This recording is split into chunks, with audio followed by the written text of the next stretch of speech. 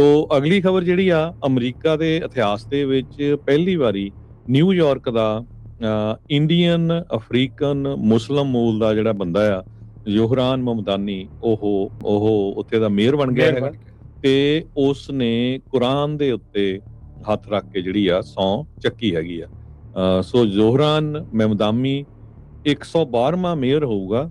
Largest city ਆ America ਦੀ। ਸਿੱਖਾਂ ਨੇ ਵੀ ਬੜੀ ਗਿਣਤੀ ਦੇ ਵਿੱਚ ਮਮਦਾਨੀ ਦੀ ਜਿਹੜੀ ਸਪੋਰਟ ਕੀਤੀ ਸੀ। ਆਪਾਂ ਤੁਹਾਡੇ ਨਾਲ ਖਬਰਾਂ ਸਾਂਝੀਆਂ ਕਰਦੇ ਰਹੇ ਆ, ਫੋਟੋਆਂ ਤੁਸੀਂ ਦੇਖਦੇ ਰਹੇ ਆ ਗੁਰੂ ਘਰਾਂ 'ਚ ਜਿੱਥੇ ਉਹ ਪਹੁੰਚਿਆ ਸੀ। ਸੀਰੀਅਨ ਓਰੀਜਨ ਉਹਦੀ ਵਾਈਫ ਹੈਗੀ ਆ, ਰੂਮਾ ਦਵਾਜ਼ੀ।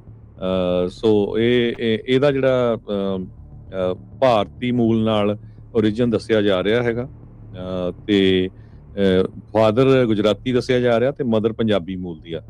ਸੋ ਬੋਰਨ ਕੰਪਾਲਾ ਯੁਗਾਂਡਾ ਦੇ ਵਿੱਚ ਹੋਇਆ ਸੀ। ਬੜਾ ਹੀ ਸ਼ਾਰਪ ਆ, ਬੜਾ ਤੇਜ਼ ਹੈਗਾ, ਪਰ ਬੜਾ ਫਾਰ ਲੈਫਟ ਆ, ਪ੍ਰੋਗਰੈਸਿਵ ਆ। ਹੁਣ ਦੇਖਦੇ ਆ ਵੀ ਟਰੰਪ ਹੋਣਾ ਦੇ ਨਾਲ ਕਿਸ ਤਰ੍ਹਾਂ ਜਿਹੜਾ ਆ ਨਿਊਯਾਰਕ ਦਾ ਨਵਾਂ ਚੁਣਿਆ ਹੋਇਆ ਮੇਅਰ ਆ ਉਹ ਆਉਣ ਵਾਲੇ ਸਮੇਂ ਦੇ ਵਿੱਚ ਚੱਲੂਗਾ।